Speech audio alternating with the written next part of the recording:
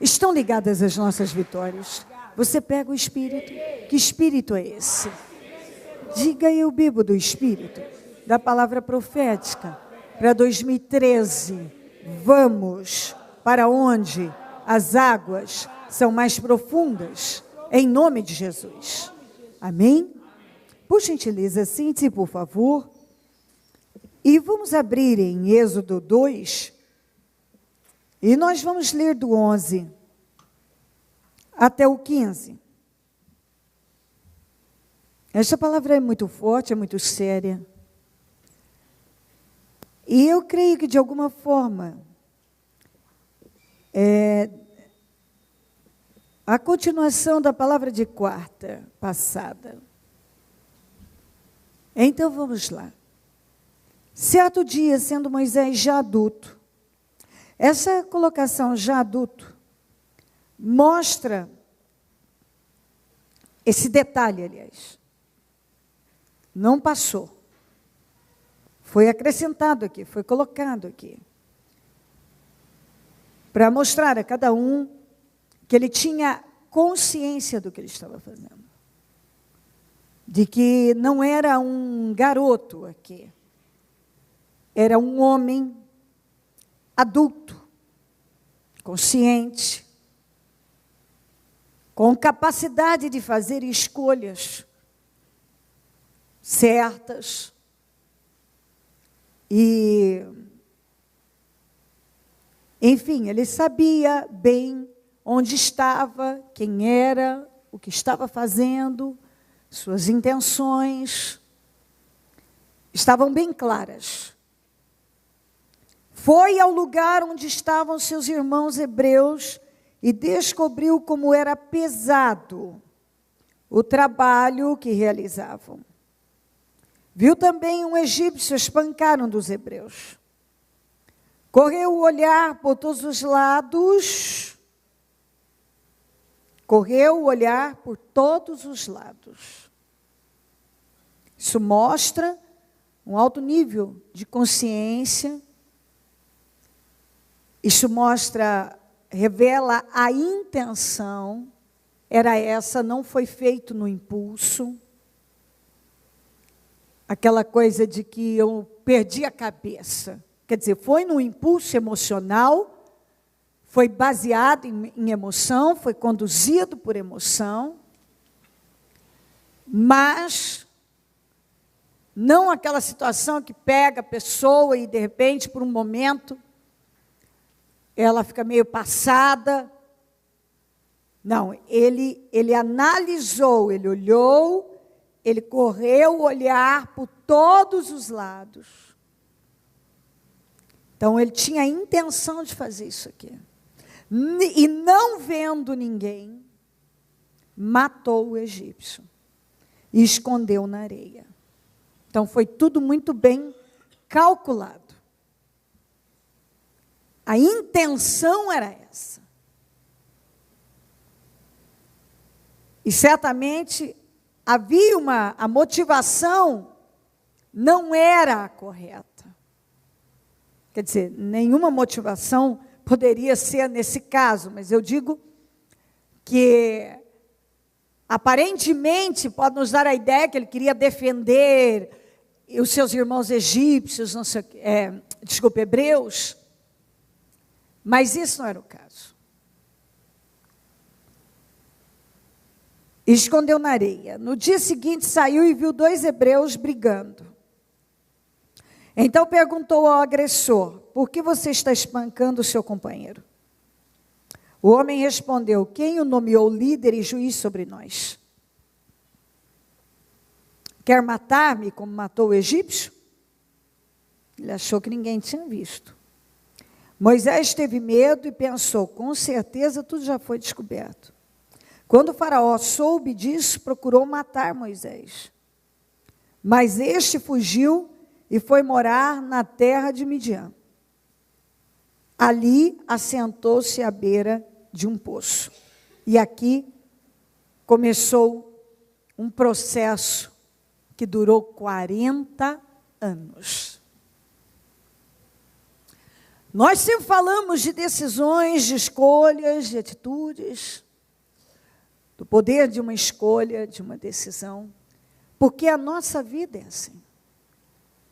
Ela é o resultado das nossas escolhas. Todo mundo vive hoje o que escolheu. A Bíblia diz, não eu, que tudo que você plantar, você vai colher. A Bíblia diz. Então, baseado nessa palavra, você precisa levar muito a sério o que você fala e o que você faz.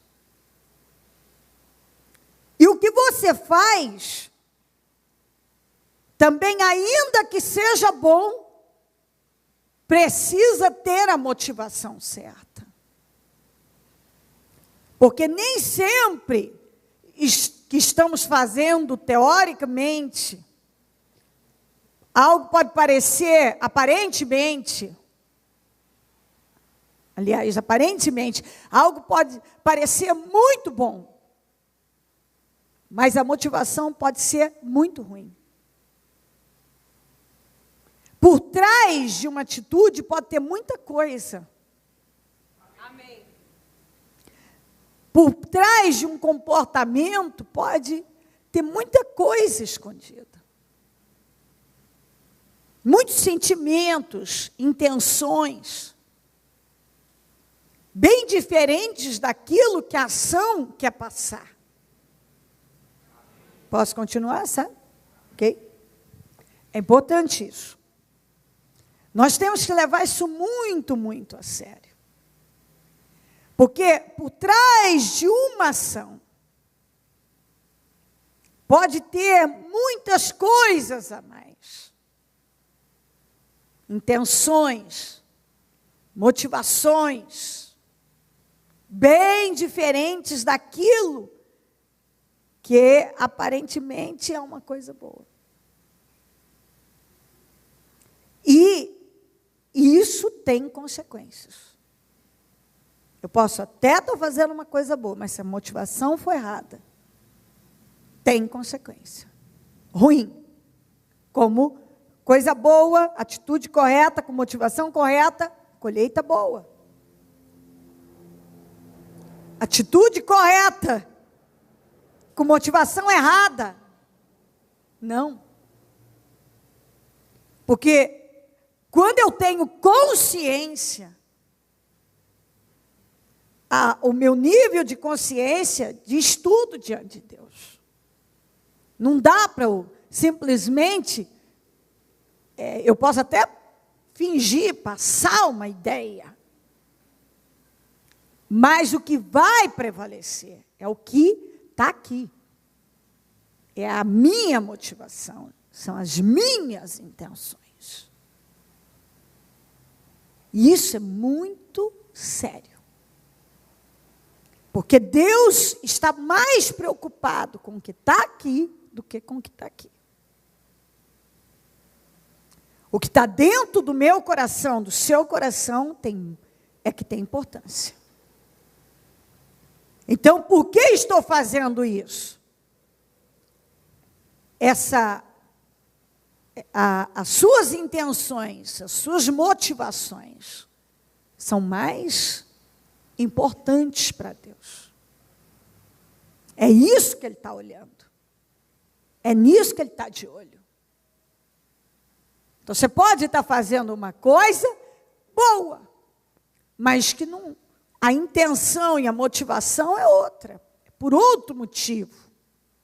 Para alguém ver, para atingir um outro propósito, que não aquele que aparentemente você está tentando mostrar, mas lá é outra coisa. Isso é profundo e é sério. E quando a gente sabe, não adianta alegar a ignorância. Se você sabe de uma coisa, se aqui dentro você tem consciência das coisas, Você sabe bem quais são suas intenções, suas motivações. Não adianta você tentar ignorar e alegar que não é bem assim e tal. Lá dentro, o que vale para Deus é o que Ele está vendo aqui. É muito bem, Ele nos conhece muito bem. A Bíblia diz que Ele entende, Ele conhece como ninguém as intenções do coração. E a Bíblia fala da gente fazer as coisas com a motivação correta. E isso deve ser levado muito a sério. O que a gente planta, a gente colhe. E o que você planta na carne, diz a Bíblia, na carne, fora de Deus, você vai colher destruição. E o que você plantar no espírito, você vai colher vida eterna. Então, se a gente prestar muita atenção nisso, a gente vai andar miudinho, atento. Porque nós vamos... É temor, o temor vai prevalecer. Até porque só uma pessoa muito estúpida vai querer passar a vida, ou muitos anos da vida, ou talvez até uma vida inteira, num deserto, na solidão, na dureza. Eu já não falei que tem gente que passa a vida se levantando, lutando para se levantar, ao invés de lutando para conquistar? Porque o processo é esse aqui, ó. O ser humano normalmente passa esse ciclo aqui, ó. Ele se rebela, rebelião, que vem a repressão, que vem o arrependimento, que vem a restauração. Aí o que acontece com muitas criaturas? Quando ele é restaurado, ele volta a se rebelar de novo. É por isso que ele passa uma vida inteira. Quando ele conquista, ele está perdendo. Sobe um pouco, está caindo. Isso a gente vê por todo lado. Quantas pessoas que fazem assim? Elas crescem em Deus, Deus as abençoa, e elas usam aquela bênção só para elas, em benefício próprio. Acontece que Deus não te abençoa para você viver longe dele. Se você pensa que Deus vai te abençoar para você viver, para aquilo não ser usado para ele, esqueça. Deus só nos abençoa para que a gente venha dar louvor a ele, para que as coisas sejam usadas para ele. Ou seja, ele me cura para eu levar cura. Ele me liberta para levar libertação, para o nome dele ser glorificado. Ele me salva para eu levar salvação. Ele me prospera para eu levar prosperidade, abençoar a obra dele. O que acontece com muita gente depois que é prosperado? Ele acha que ele nunca mais vai voltar ao estado inicial. Acontece que algumas pessoas acham que deixar a Deus é parar de vir na igreja, mas tem muita gente que está na igreja e já deixou a Deus. Já deixou a Deus há muito tempo. Tem ídolos. Como diz lá em Jó, que eu li outro dia, acho que na rádio, aqui na igreja, no templo, não. Muita gente que parou de confiar em Deus, passou a confiar em coisas frágeis. Parou de se apoiar em Deus, passou a se apoiar em teia de aranha. Está escrito assim. Agora você pega uma teia de aranha. Tem muita gente apoiada em teia de aranha. Quando você se apoia nas suas bênçãos, você se apoiou em teia de aranha. Porque quem te deu a bênção foi Deus. Então você se apoiou num negócio que, se Deus não segurar, já foi. Não vai permanecer. De jeito nenhum. E aí as pessoas, elas deixam as coisas é uma cegueira tão grande, tão grande. É igual teve uma época,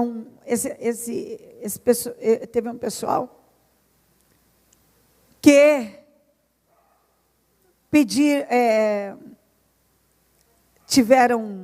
buscaram de Deus restauração, buscaram família, buscaram tudo, Deus deu tudo.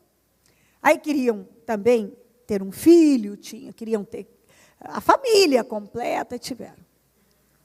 Depois que tudo estava restaurado, simplesmente pararam de buscar Deus. Aí o bebê nasceu, aí agora tem essa onda, né? Nasce uma criança, não pode sair de casa, não, só na igreja que não pode vir. Na igreja não pode. A igreja pode se contaminar.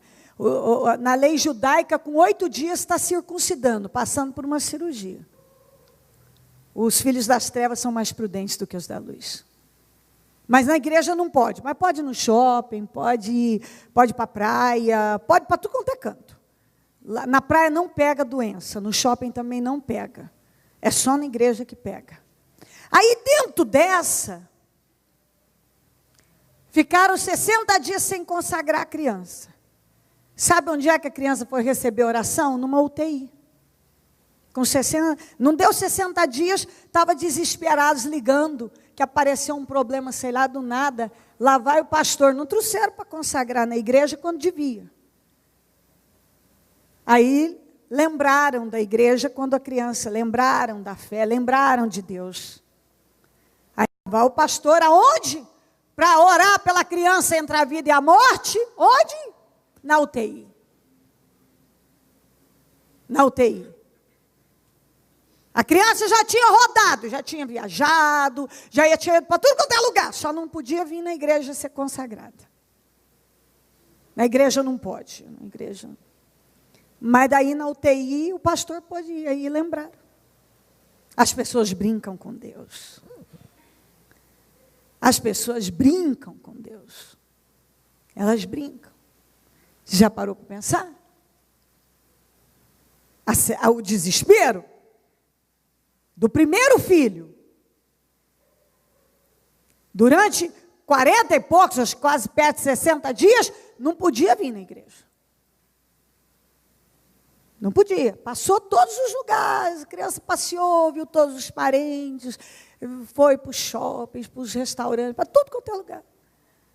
Mas na igreja não vinha. Aí, apareceu um problema louco, do nada. Até um carro prudente acaba de tirar da agência e vem consagrar, não é assim? Você quando comprou seu carro, não correu para vir consagrar antes de ficar rodando com ele na rua? Até um carro as pessoas se preocupam de trazer para consagrar. Compra uma casa antes de botar os móveis. O prudente, lembra, pastor, dá para ungir minha casa, que eu não quero mudar sem consagração. Olha o prudente. Olha o prudente. Eu vejo gente que já está morando junto, depois chega, ouve a palavra, quer consertar a vida, diz, não, eu não vou só casar lá no cartório, não, eu quero uma bênção, porque eu quero uma vida diferente. A mesma coisa, você tem um filho, na lei judaica, no 8º dia está passando por uma cirurgia. Os filhos das trevas são mais prudentes do que da luz. Vai ver como é que é feito. Em tantas seitas e religiões, o comprometimento é outro.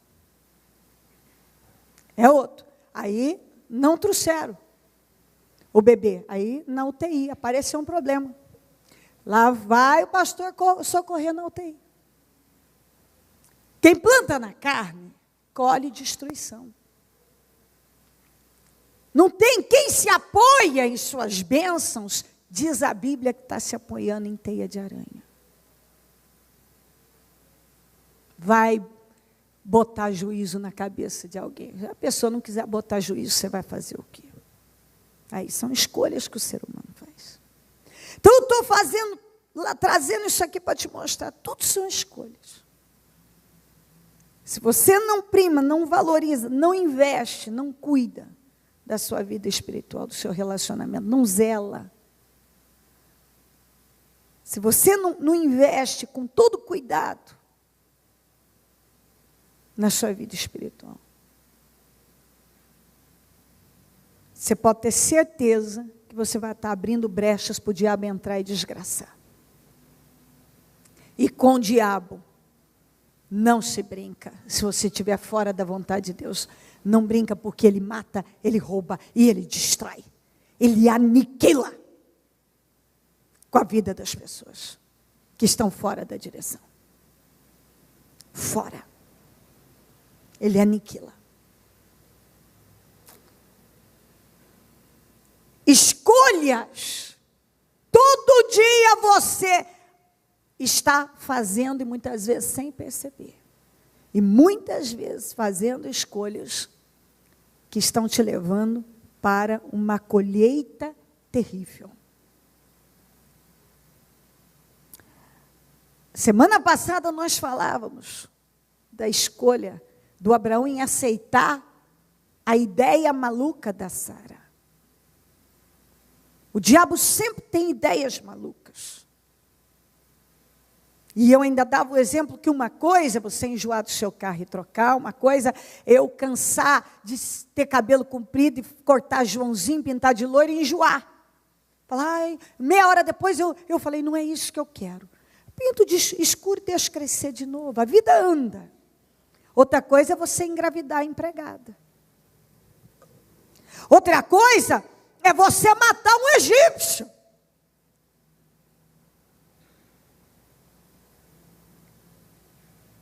O Abraão tinha uma vida com Deus. Ele tinha promessa de Deus. E quando ele foi lá e aceitou aquela ideia e se meteu naquele negócio, ele pegou um problema para a vida dele. E aquele problema foi para a vida. Aqui, o Moisés pegou um problema que durou 40 anos.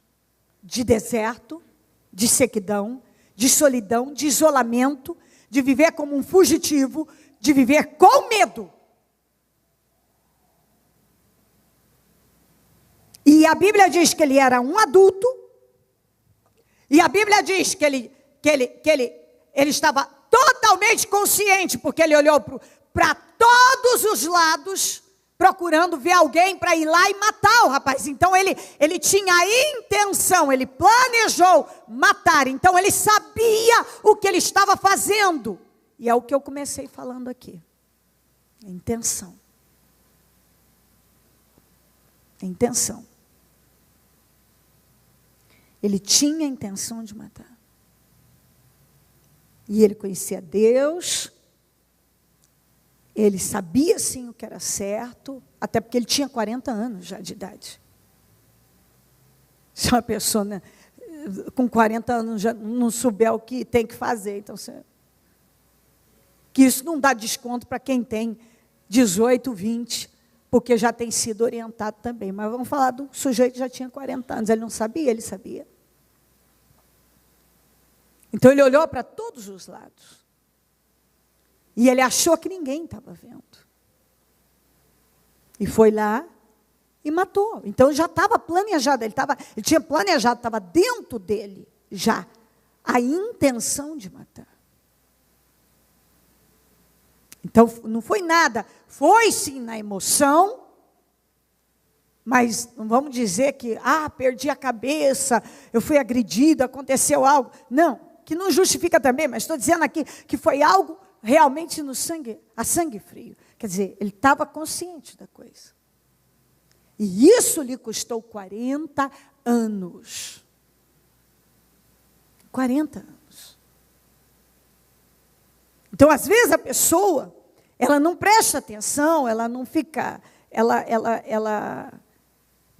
não toma o cuidado que ela tem que tomar com as decisões dela, com as escolhas dela, com os passos que ela está dando. E, de repente, um passo pode custar a vida dela muitos anos de deserto, muitos anos de isolamento, de sequidão, de solidão. muitos anos de muitas coisas que não são agradáveis, viveu como um fugitivo 40 anos. Saiu fugido, teve que enfrentar uma outra vida, porque ele vivia como príncipe num palácio, só vivia para estudar, ele não fazia outra coisa. E de repente ele se viu numa situação onde o mundo dele era outro, o cenário, a rotina, tudo diferente. Por causa do quê? Porque não vigiou, não prestou atenção, não agiu com a sensatez devida. Ele queria chamar a atenção dos hebreus, não chamou positivamente, ninguém ficou do lado dele, porque como é que o faraó ficou sabendo se foi um hebreu que viu? Foi os próprios hebreus, os próprios israelitas que denunciaram. Então você vê que quando uma coisa é feita na carne, não dá certo. Quando uma coisa é feita na carne, ela arrebenta com a vida da pessoa. Você entende isso? Quando uma coisa é feita na carne, ela não termina bem. Tudo que for feito na carne, vai dar errado.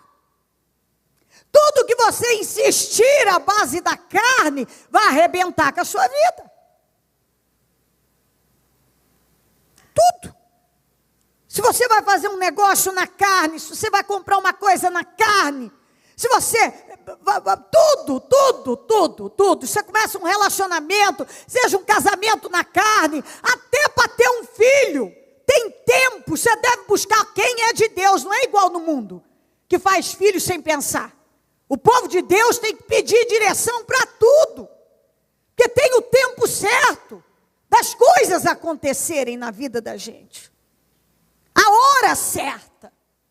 Nós não vivemos de qualquer forma, nós temos um Deus que nos dirige, e Ele sabe a hora certa. A pessoa sai por aí, faz filho aleatoriamente, faz sem filho não é bênção, presta atenção, ele pode ser bênção, mas ele pode chegar numa hora que não vai ser de bênção, entendeu a diferença?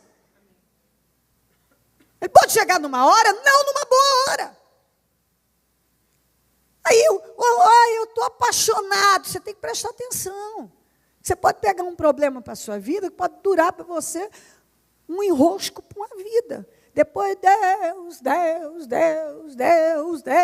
Deus, me dá vitória, me dá vitória. Quando você podia estar lutando por outros assuntos. Você podia estar conversando com Deus sobre outras questões. Outras questões. Você acha que Deus mandou, Deus estava nisso? Isso foi coisa da cabeça do Moisés.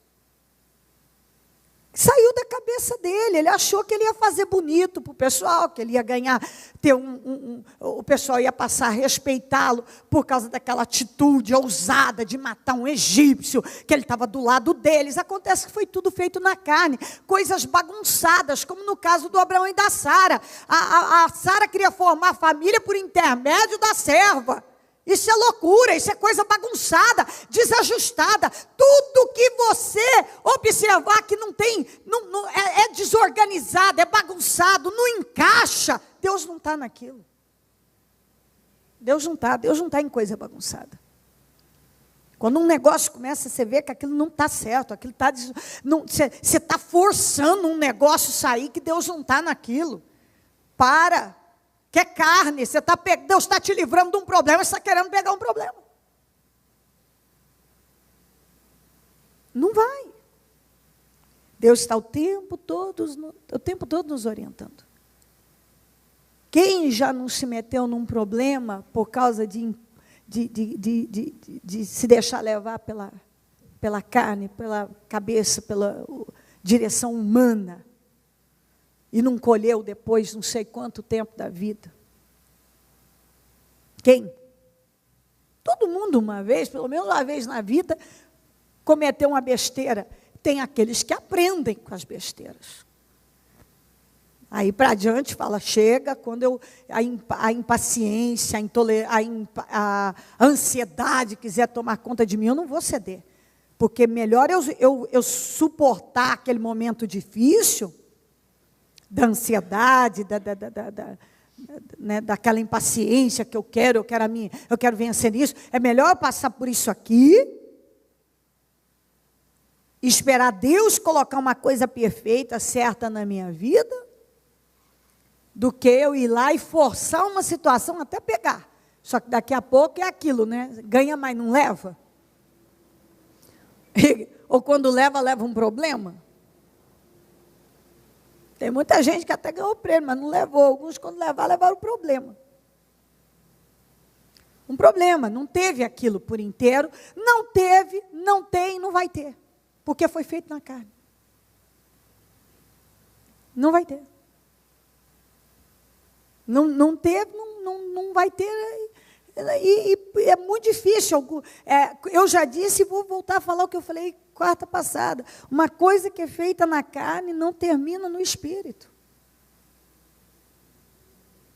Aí você tem. Aí aqueles 40 anos no deserto foi a experiência da vida dele.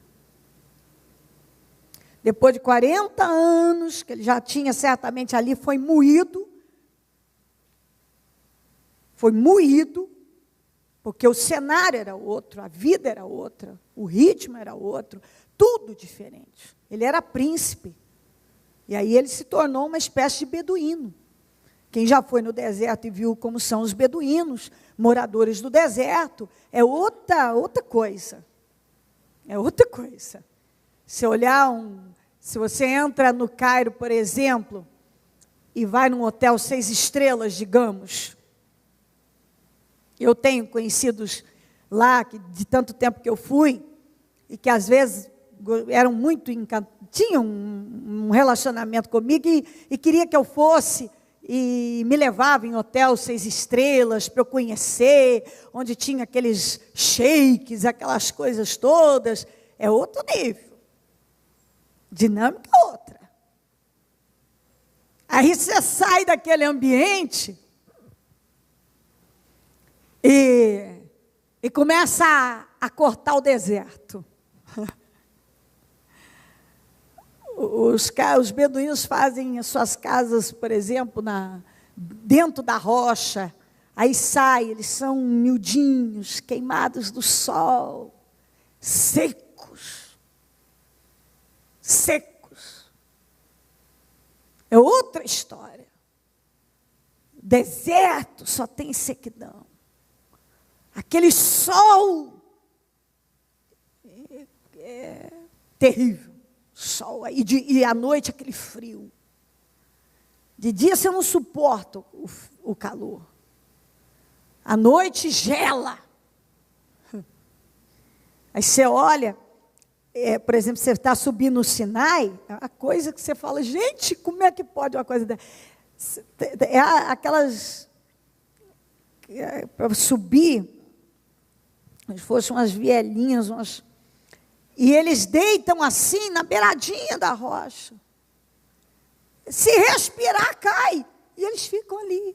Eles montam aquelas cabaninhas, aquelas coisas, tudo lá. Aquela coisa seca, não tem nada. Nada.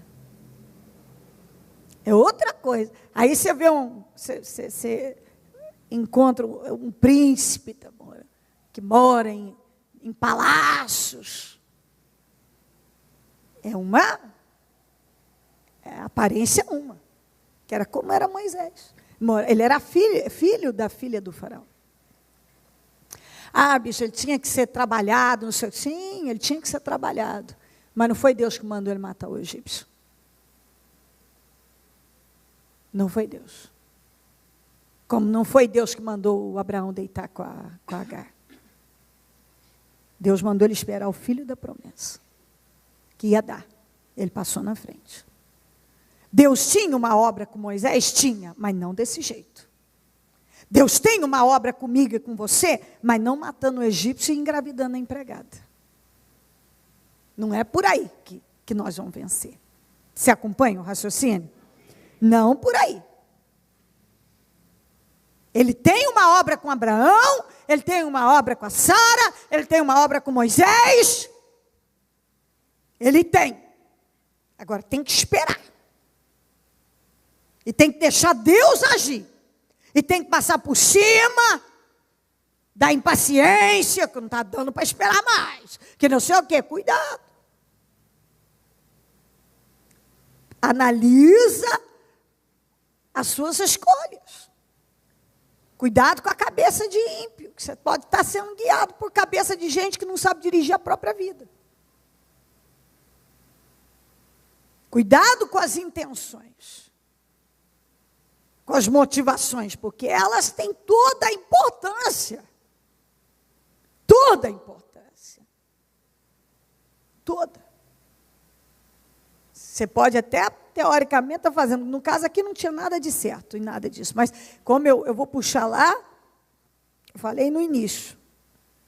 Você pode até estar fazendo uma coisa certa, mas se a motivação foi errada, você está fazendo errado. Não vai. O que está te motivando, as intenções do seu coração. É isso que tem importância. E, na verdade, Moisés, ele viu o sofrimento do povo, mas você vê que, na verdade, não é que ele estava se doendo pelo povo. Ele quis ganhar, aparecer diante do povo da pior maneira, à base da carne. Matou o egípcio premeditadamente, ele premeditou. Então, Deus tinha uma obra com Moisés, era propósito para o Moisés não morreu porque Deus não deixou. Foi todo um propósito desde o dia que ele nasceu, porque havia uma lei que todo menino era para ser morto. E Deus preservou ele desde o nascimento. Então, ele nasceu com o propósito de ser o libertador de Israel. Ele nasceu com esse propósito. Ele é seu libertador de Israel. Então, Deus tem um propósito comigo e com você. Mas não matando o egípcio. Não passando na frente de Deus, tentando fazer as coisas na carne. Deus mandou Abraão sair para ir para uma terra, prometeu que ele seria pai de multidões. Mas não por intermédio da empregada, da escrava, mas pela esposa dele.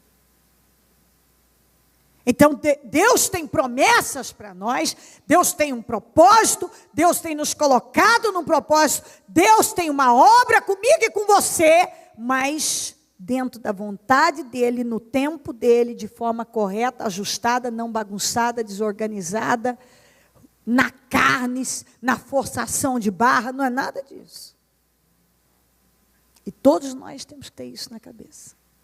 O Abraão pegou um problema para a vida, o Moisés pegou por 40 anos, foi fugitivo, morador do deserto. Por mais que ele ainda acabou se casando com uma das filhas de Jetro, que era um sujeito bem colocado ali no deserto, mas mesmo assim, para quem vinha de onde ele vinha do palácio, morador do deserto, é outra história, fugitivo, com medo de ser pego a qualquer momento, sabia que seria morto. Medo, então, passou a ser um homem que vivia com medo. Um fugitivo, um homem com medo. Tem muita gente hoje que está vivendo com medo.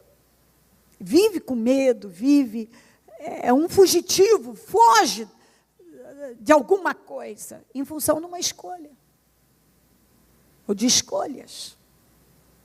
Tem gente hoje com a vida seca por causa de escolhas erradas. Tem gente hoje num deserto, desgraçado, por causa de uma escolha burra, estúpida, precipitação, botar o pé na frente de Deus, a mão onde não devia, o carro na frente dos bois. E nós não podemos, você não pode aceitar ser esse tipo de cristão, que é levado por essas doutrinas religiosas e emocionais,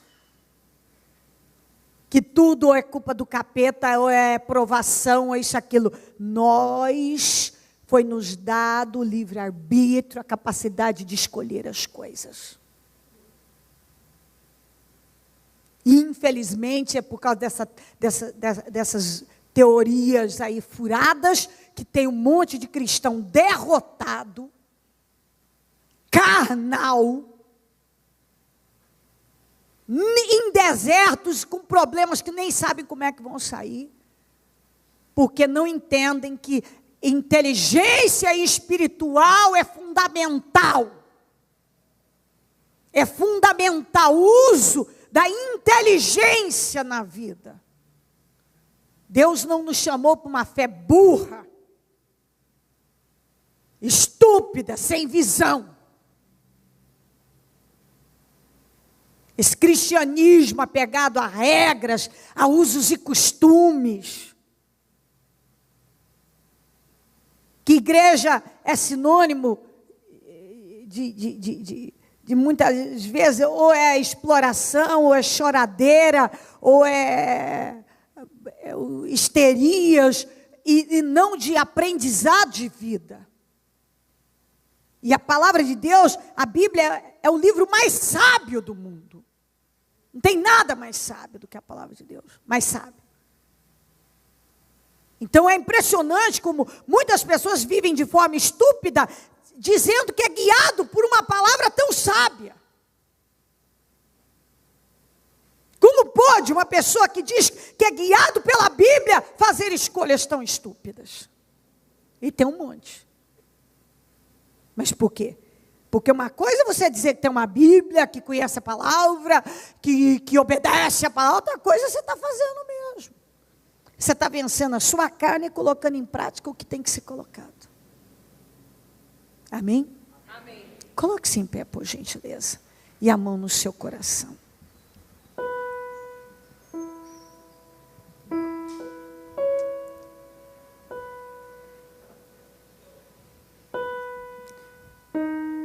Liga o seu pensamento no céu.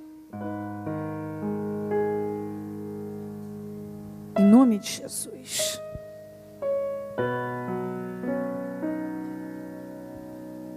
E peça para o Espírito Santo descer sobre você, te guiar. Enfim, tudo que você sabe que você precisa, eu preciso, a gente precisa. No nome de Jesus Cristo. Guarda o meu coração, ó Deus. Guarda o meu coração, de fazer minha vontade, de viver pra mim mesmo.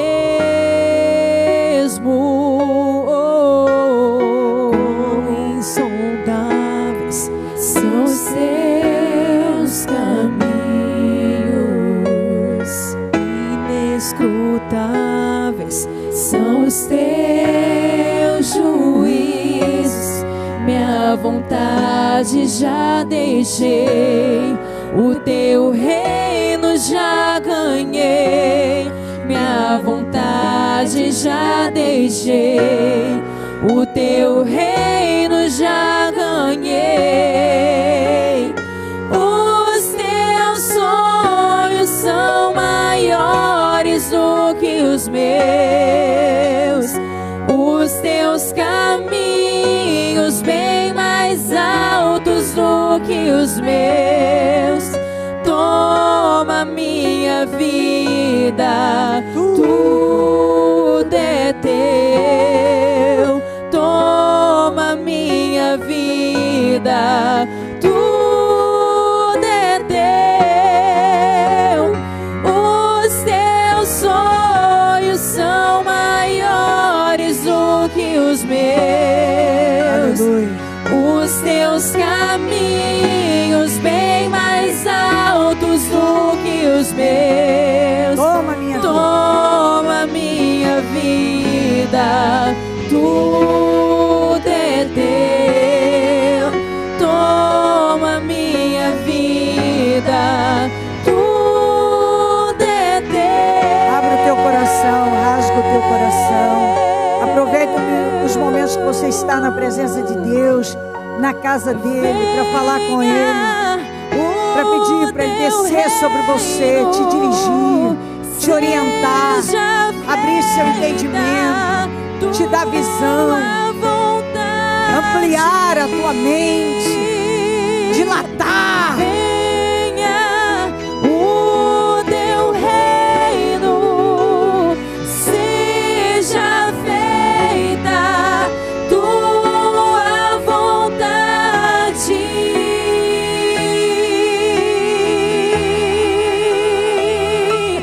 Minha vontade já deixei, o teu reino já ganhei.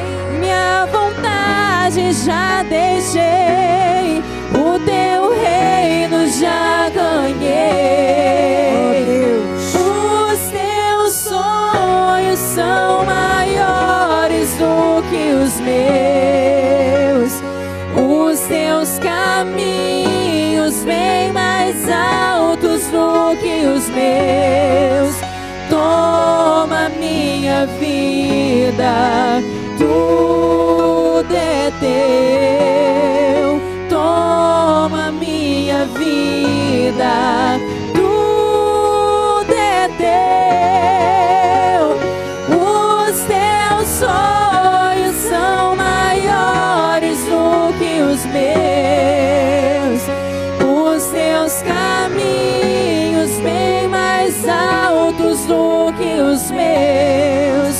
Toma minha vida, tudo é teu.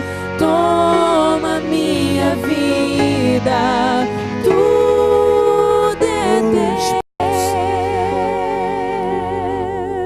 O Senhor tem nos orientado. Cada reunião nós recebemos direção para a vida. Cada reunião o Senhor nos dá promessas, orientação, exortação. O Senhor nos confronta através da sua palavra. O Senhor nos dirige, nos guia. E tudo com uma única intenção: sejamos abençoados e salvos. O Senhor não nos quer pegando um problema para a vida, como muita gente tem pego um problema para a vida, como Abraão. O Senhor não nos quer 40 anos num deserto. O Senhor não quer. O Senhor não nos quer no deserto. Não é essa a ideia, pegando um problema. Uma coisa é a gente passar por situações necessárias para chegar na terra prometida. Outra coisa é a gente forçar uma situação que nos leva para um deserto. É outra coisa. Israel caminhou no deserto e era propósito.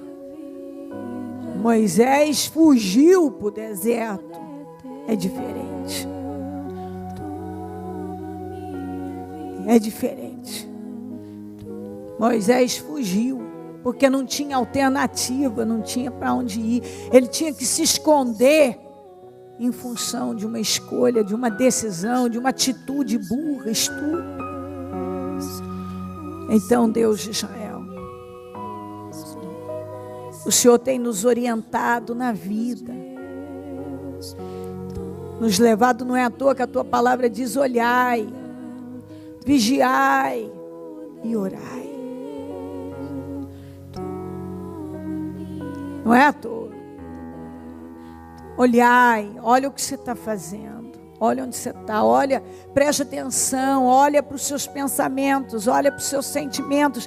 Olha, esse pensamento não é correto, esse sentimento não é correto.